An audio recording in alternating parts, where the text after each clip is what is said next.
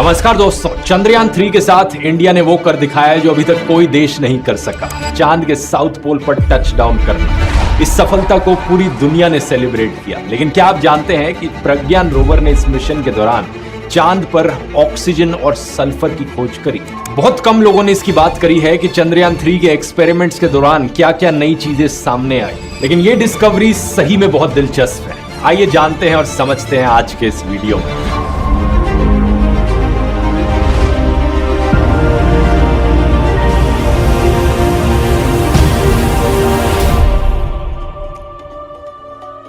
23 अगस्त 2023 वो दिन था जिस दिन चंद्रयान 3 ने सक्सेसफुल लैंडिंग करी।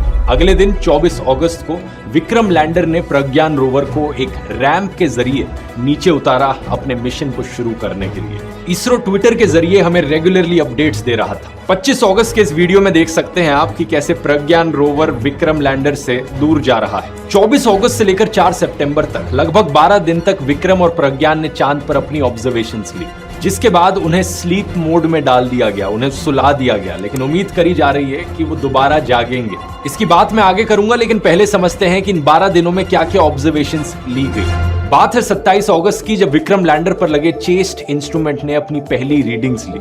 चेस्ट का फुल फॉर्म है चंद्रा सरफेस थर्मोफिजिकल एक्सपेरिमेंट। इसका काम चांद की मिट्टी के टॉप सॉइल पर टेम्परेचर मेजर करना, ये समझना कि चांद के साउथ पोल पर तापमान कितना वेरी करता है। तापमान को नापने का काम चेस्ट पर लगा एक टेम्परेचर प्रोब करता है। चेस्ट पर खुद अपने 10 अलग अलग सेंसर्स लगे हुए हैं और ये टेम्परेचर का प्रोब चांद के सरफेस के 10 सेंटीमीटर नीचे तक जा सकता है। जो यहाँ रीडिंग्स इसने ली वो बहुत शॉकिंग थी मेरी राय में। इस ग्राफ को देखिए, यहाँ ऑब्जर्व किया गया कि चांद की मिट्टी में 1-1 सेंटीमीटर नीचे जाने पर टेम्परेचर 10-10 डिग्री सेल्सियस बदलता है। सरफेस पर टेम्परेचर ऑलमोस्ट 60 डिग्री सेल्सियस था, लेकिन सिर्फ 8 सेंटीमीटर नीचे जाकर ये टेम्परेचर -10 डिग्री सेल्सियस हो जाता है। इतना बड़ा टेम्परेचर डिफरेंस सिर्फ 8 सेंटीमीटर में। इस ग्राफ में 0 to 80 मिलीमीटर की डेप्थ पर दिखा रखा है कि कैसे टेम्परेचर बदल रहा है। ये पहला ऐसा प्रोफाइल है जो चांद के साउथ पोल के लिए बनाया गया है। इसी दिन इसरो ने 2 फोटोज भी पब्लिश करी प्रज्ञान रोवर की, जब वो एक बड़े से गड्ढे से, एक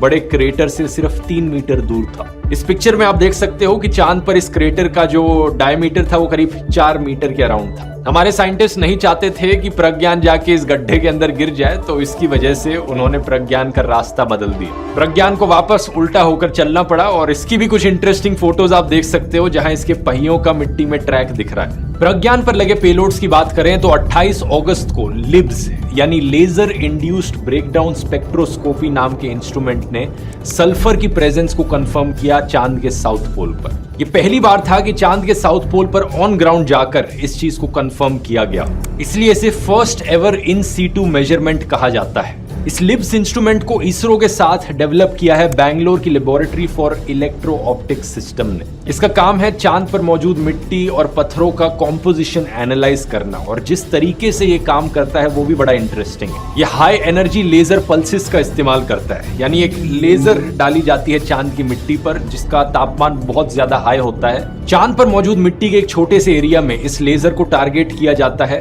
वहां मिट्टी इस हाई टेम्परेचर की वजह से प्लाज्मा में कन्वर्ट हो जाती है। प्लाज्मा क्या होता है, इसे आपने स्कूल में पढ़ा होगा। 4 states of matter, solid, liquid, gas, और गैस के बाद प्लाज्मा आता है। जब गैस को और भी ज्यादा हाई टेम्परेचर में डालो तो वो प्लाज्मा में कन्वर्ट हो जाती है और प्लाज्मा से रोशनी निकलती है। अब ये जो रोशनी निकल रही है, जो लाइट निकल रही है, इसके बारे में खास बात यह है कि अलग अलग एलिमेंट्स अलग अलग वेवलेंथ्स की लाइट प्रोड्यूस करते हैं, और हमारा जो इंस्ट्रूमेंट है यहाँ पर वो इन अलग अलग वेवलेंथ्स की लाइट को मेजर करता है और इसके बेसिस पर बता पाता है कि कौन सा एलिमेंट वहां पर मौजूद है चांद की मिट्टी में।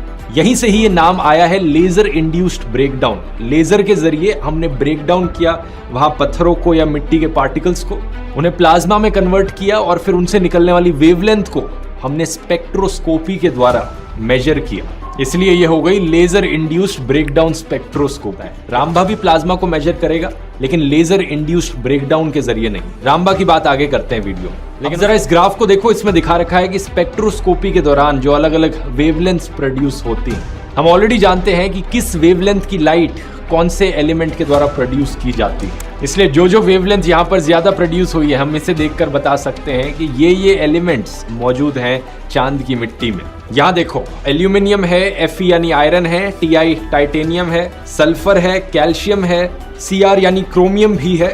नासा के प्रोजेक्ट साइंटिस्ट नोआ पेट्रो बताते हैं कि रशिया और अमेरिका के अपोलो और लूना मिशंस ने 1970s के समय में भी सल्फर की प्रेजेंस देखी थी चांद पर, लेकिन फिर भी चंद्रयान ने जो खोज करी है यहाँ पर वो एक ट्रेमेंडस अकम्प्लिशमेंट है, क्योंकि ये इन सीटू फाइंडिंग्स है। पहली बार एक्सपेरिमेंट करके देखा गया है ऑन ग्राउंड। इससे पहले जो टेक्नोलॉजी यूज करी जाती थी वो इतनी एक्यूरेट नहीं होती थी। फॉर एग्जांपल 2011 में नासा ने पाया था कि चांद पे टाइटेनियम की बहुत ज्यादा मात्रा मौजूद है, लेकिन उन्होंने इसके लिए अपने लूनार रिकॉनेसेंस ऑर्बिटर का इस्तेमाल किया था, एक ऑर्बिटर स्पेसक्राफ्ट जो चांद के चक्कर काट रहा था गोल गोल।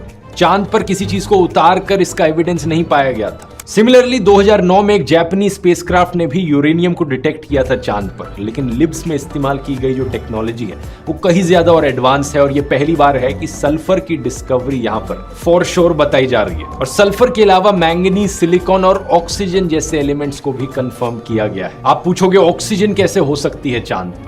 ये ऑक्सीजन दोस्तों एक्चुअली में मौजूद है चांद की मिट्टी और चांद के पत्थरों में। ये ऑक्सीजन O2 गैस के फॉर्म में एटमॉस्फेयर में मौजूद नहीं है, क्योंकि चांद पर कोई एटमॉस्फेयर नहीं होती, बल्कि चांद के पत्थरों में ऑक्सीजन के एटम्स अलग अलग एलिमेंट्स के साथ बॉन्ड्स के फॉर्म में एग्जिस्ट करते हैं, जैसे कि सिलिकेट मिनरल्स हो गई जो सिलिकॉन और ऑक्सीजन के एटम से बनती हैं। ये एक बहुत अच्छी खबर है, क्योंकि इसी ऑक्सीजन को एक्सट्रैक्ट करके इस्तेमाल किया जा सकता है बाकी और यूज केसेस के लिए। जैसे अगर कभी कोई एस्ट्रोनॉट्स चांद पर एक परमानेंट बेस बनाए और वहां ऑक्सीजन की जरूरत पड़े, तो चांद के पत्थरों से ही उस ऑक्सीजन को एक्सट्रैक्ट किया जा सकता है। इसी साल के 25 अप्रैल के इस आर्टिकल को देखिए, NASA successfully extracts oxygen from lunar soil simulant, यानी नासा ऑलरेडी इस ऑक्सीजन को एक्सट्रैक्ट करने की टेक्नोलॉजी पर काम कर चुकी है। और ये ऑक्सीजन की मात्रा इतनी ज्यादा है चांद के सॉइल में कि बताया जाता है मून के टॉप सॉइल में ही इतनी ऑक्सीजन है कि 8 बिलियन लोग 1 लाख साल तक सस्टेन किए जा सकते हैं इस टॉप लेयर की ऑक्सीजन से। अब लिब्स से मिलता जुलता एक और पेलोड है प्रज्ञान पर, alpha particle X ray spectrometer, short में APXS।